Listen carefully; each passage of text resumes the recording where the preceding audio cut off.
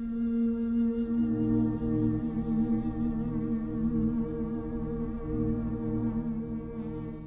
you know it's more than common to have a mystical or anomalous experience, which is a connection or communication with the person who has passed? That is an experience where that person has communication with you, and that experience may occur shortly after they've passed or even years afterwards, and can be a one-time experience or continuous. And some people have experiences that do not fit into this scenario. Examples of true stories that also explain what intuitive awareness abilities are in operation are included below, with examples of people who have afterlife communication and connection. If you have had either of these type of experiences, you probably are aware of a feeling of taboo around sharing this experience, or simply an innate knowing not to share, not knowing who will be receptive or instead judge you for sharing, strain the relationship, and or also think that you're crazy. And that's why I want to talk about this, and this video is here.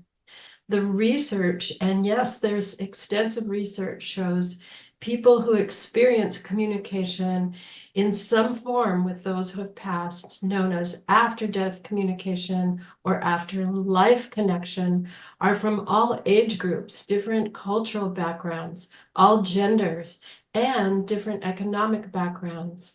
And the experiences are almost always beneficial. When people are on the spiritual awakening path, one of the key elements of their process is not only having more intuitive awareness experiences, but also heightening awareness of their intuitive abilities. Having more intuitive abilities and heightening awareness develops the ability to notice subtle changes in the environment that are understood differently, that would normally go unnoticed by people who are not on a spiritual awakening path. Because of this heightened awareness, perceiving and communicating with those who have passed in different ways also is part of the process. It's also noted generally, as heightened perception continues, using intuitive abilities and awareness beyond seeing or perceiving those who have passed, there is continuous expansion of perception and understanding as the person continues their spiritual awakening journey. And for people who are on the spiritual awakening journey, there can be more to their story, to how they're experiencing things. This means while people on the spiritual awakening journey, they also are able and do experience other anomalous and mystical occurrences with those who have passed that goes beyond. The following true stories are from people who have experienced communication with those who have passed as after-death communication and afterlife connection. And some stories identify the different intuitive abilities that are triggered, while other stories are about another level of communication with those who have passed that continue going beyond in spiritual awakening experiences. In sharing these stories, it will also assist with your understanding and expanding awareness. It's noted that while for some people, after-death communication and afterlife connection are uplifting, deepening, long-lasting connections with those who they've had a close relationship. For some people, in different stages of these spiritual awakening experiences, they can even be a great annoyance. And for others, they are intrigued by the ability to lend further and deeper and valuable contributions to their understanding in their expanding spiritual awakening journey. This can involve bringing meaning to others who have a loved family member who has passed, assisting a spirit or a person who has recently passed, and or a deeper and profound understanding of the complexity and layers of our relationship with the earth and the other world. All people do not respond the same to these experiences. And while for some people this experience is easy and folds into their life, for some people it is an unwanted disruption.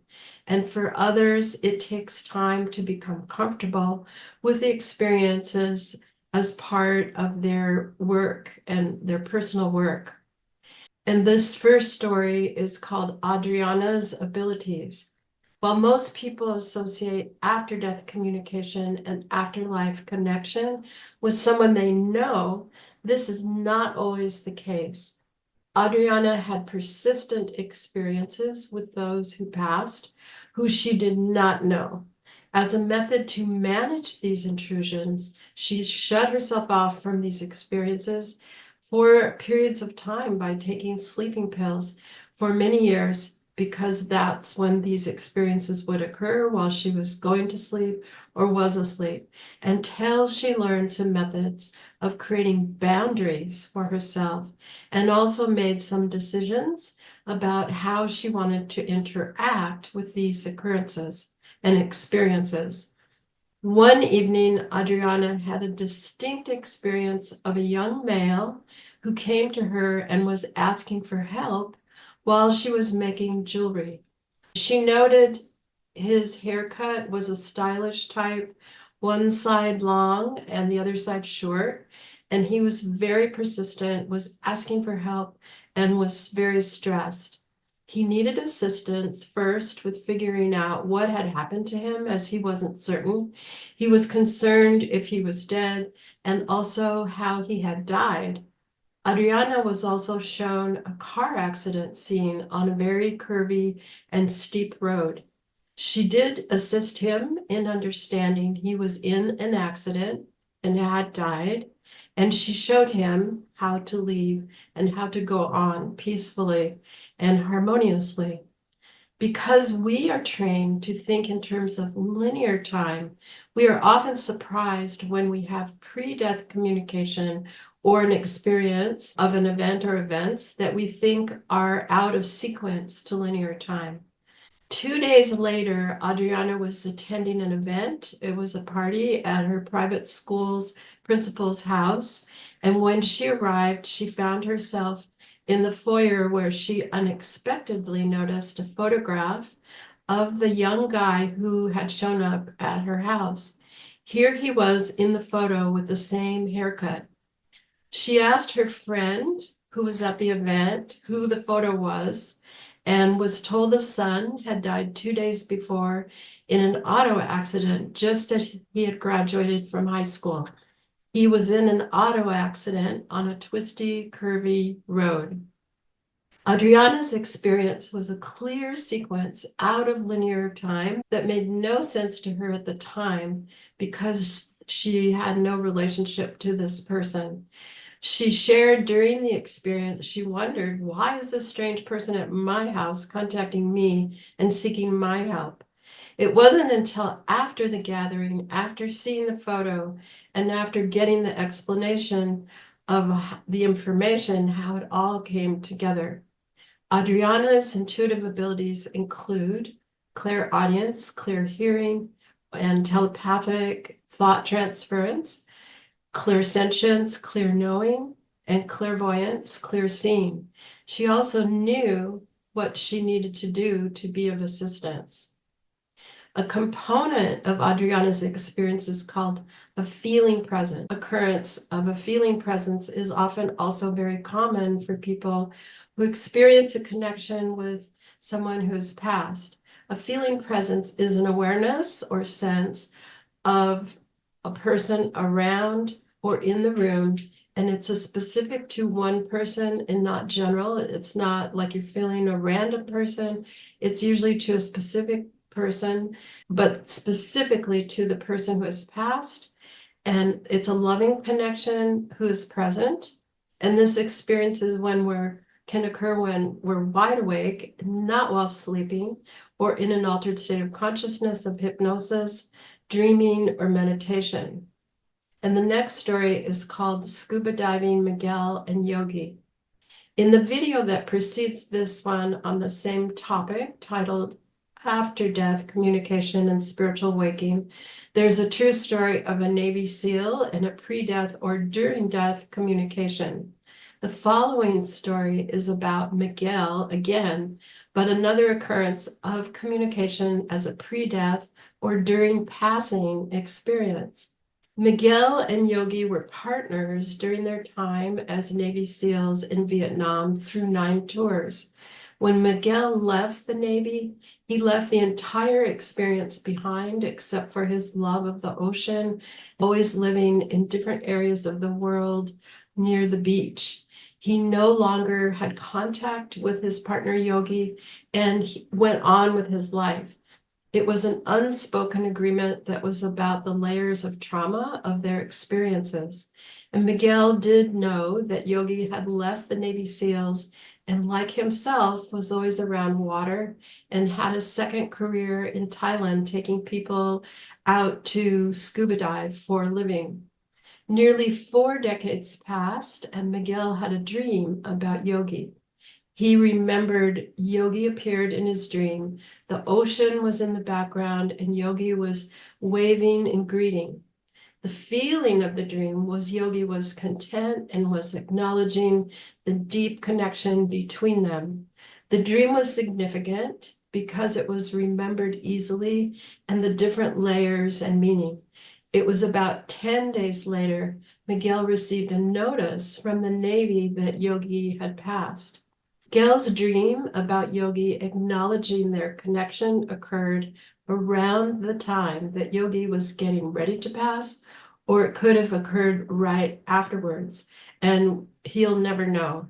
Miguel felt that Yogi had said goodbye. However, like Adriana's experience above, at the time of the interaction and dream, it was unclear of the relationship to the events he would discover later in linear time. It was only clear after he received notification of Yogi's passing in reflection about the content of the dream and its other layers and meaning and purpose. Remembering the dream was a confirmation of their deep connection, the traumas they had gone through, and another layer of their nonverbal deep communication that was part of their connection is also noted in the last video. Another familiar experience that people have with after-death communication and afterlife connection is experiencing an odor. An odor of the person who has passed also is a common connection with the experience that's associated with that person. The odor may be connected to smoke, perfume, leather, even deodorant or laundry soap, smell mixed together. The intuitive ability of identifying an odor connection with someone who passed is clairaudience, also known as clairaudience.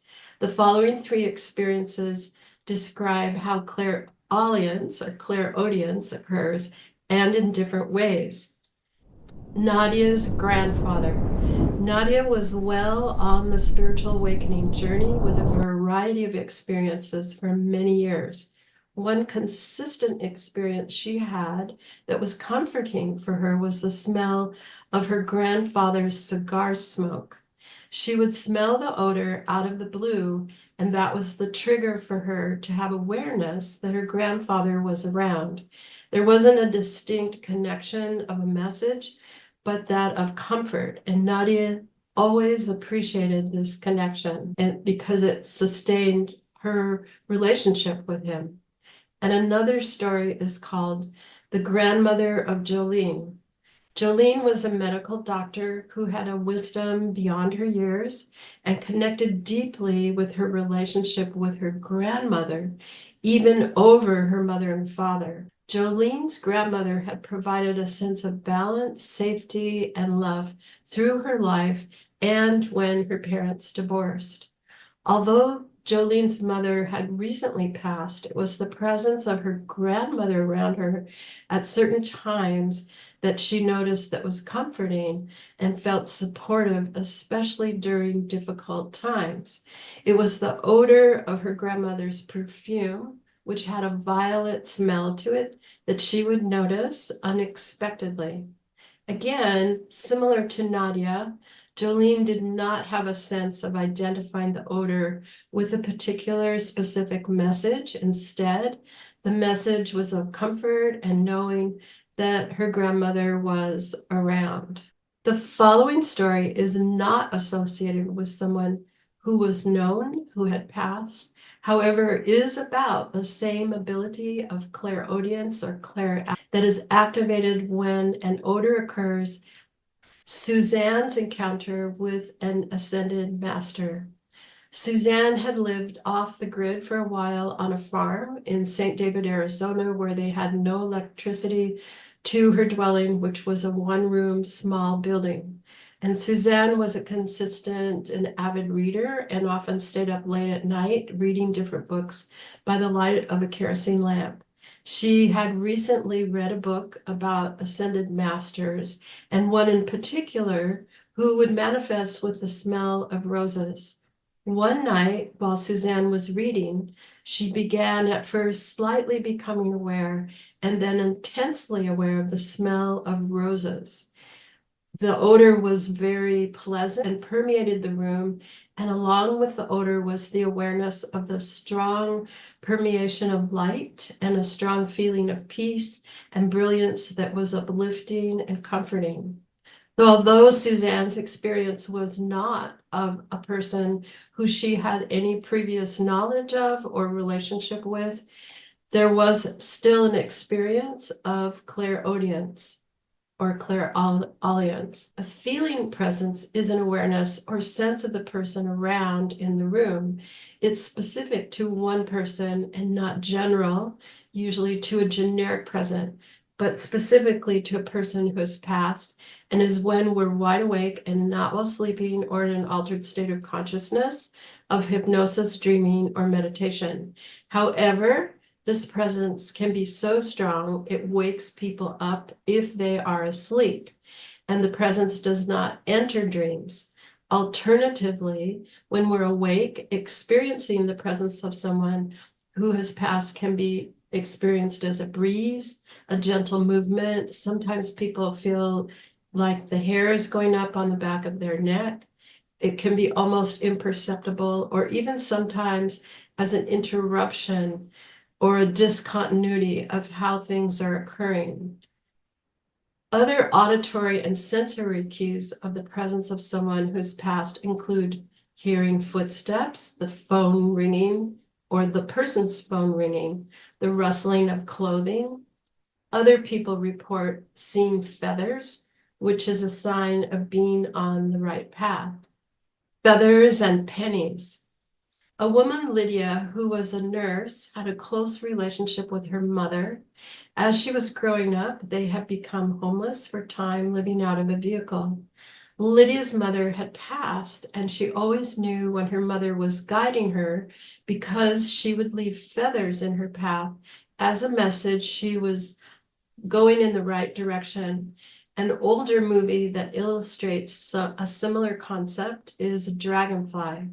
And some people also report finding pennies in odd places, like the refrigerator, not because it's a message about being on the right track, but it may be considered mischievous or playful way that shows the pennies are intentionally placed.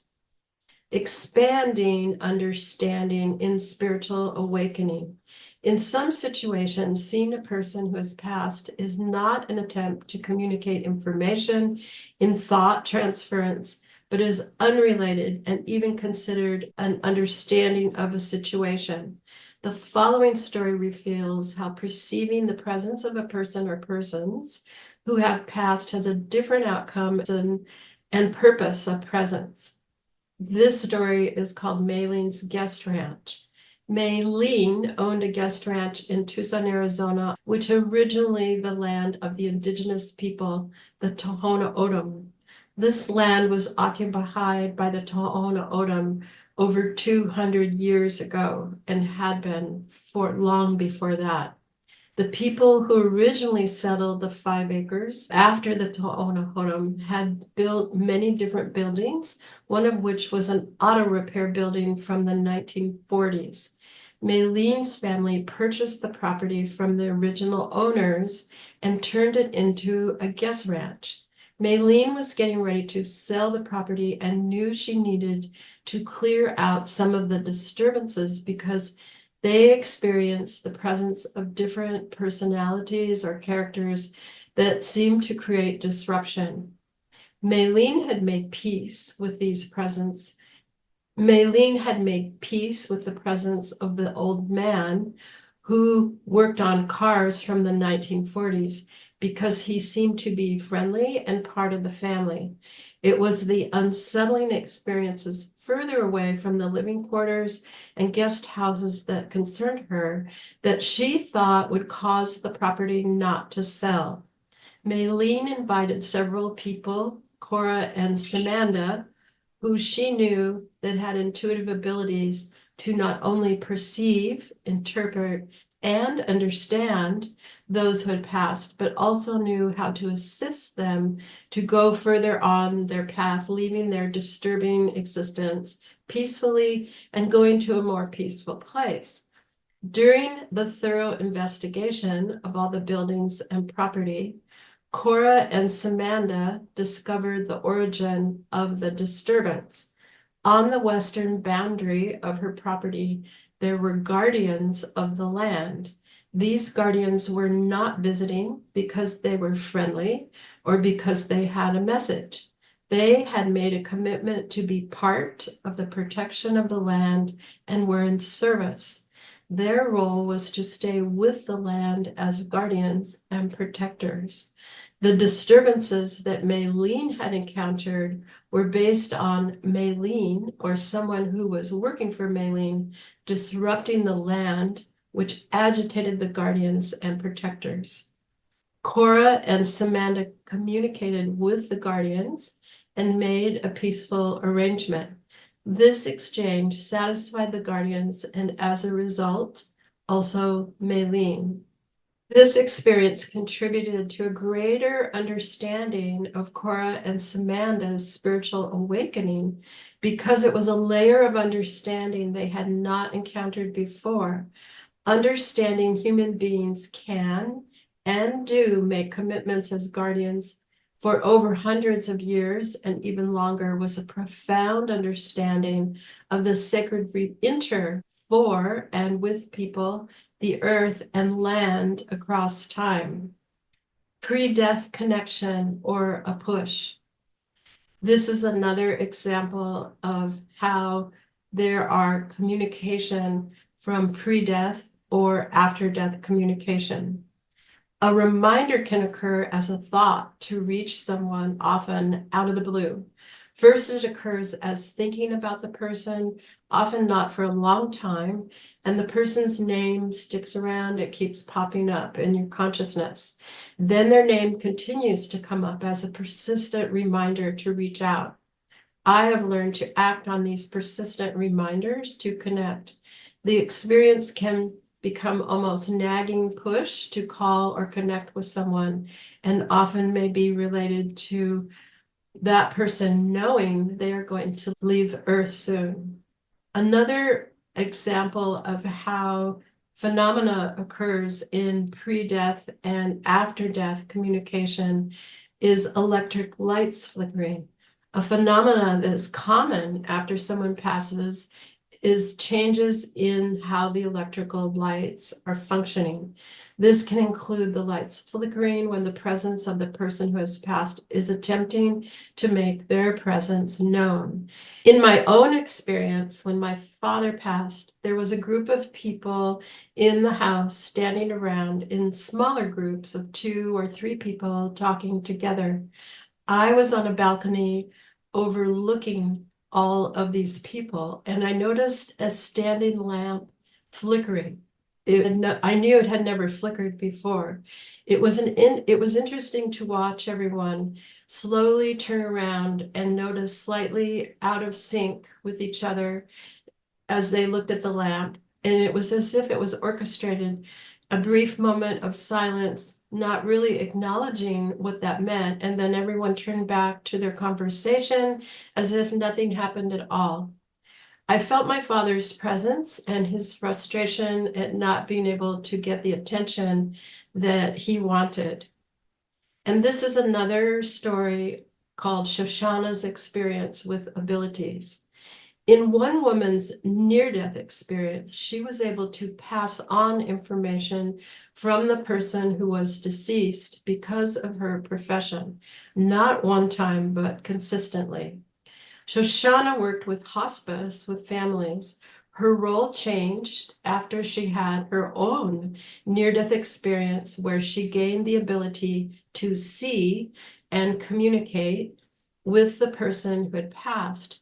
Her near-death experience opened her to profound changes that allowed her clairvoyance, have thought transmission or telepathy, and also how to deliver the communicated information from the person who had passed to those who were living the family without freaking them out or jeopardizing her professional role. Understanding this ability was not part of her role and was also not within the purview of her profession to even discuss. She wisely found ways to share comforting information from the person who had passed to the family. She was able to discreetly provide reassurance without saying, "Hey, I spoke with your loved one and this is what they said." In our reclamation of our relationship with those who have passed and how our shared lives impacted us, ancient practices arise that have nearly been forgotten, that bring peace, insight, sustain our connection as we hold the energy in our hearts and how we attend to our feelings. In this relationship, there is a continuation of connection through afterlife, communication, and after death connection that lives within us, that we sustain through our lives as we honor our relationships. Relationship to spiritual awakening. As we progress and expand our understanding of the different components of our being, we're less fearful and more aware of our capacity to take in content on different levels with our multi-senses. This process applies to our spiritual awakening abilities of perception, acceptance, and integration, and expanding consciousness. In our spiritual awakening process, we extend through our hearts of healing, compassion, kindness, and consideration that also opens simultaneously to our insight and intuition, including pre-death communication, afterlife connection, perceiving subtleties as part of our process and growth. These are not new perceptions and abilities, but they're newly accepted.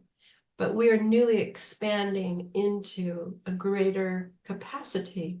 And in accepting these occurrences as normal, to perceive, accept, and understand that which has always been there.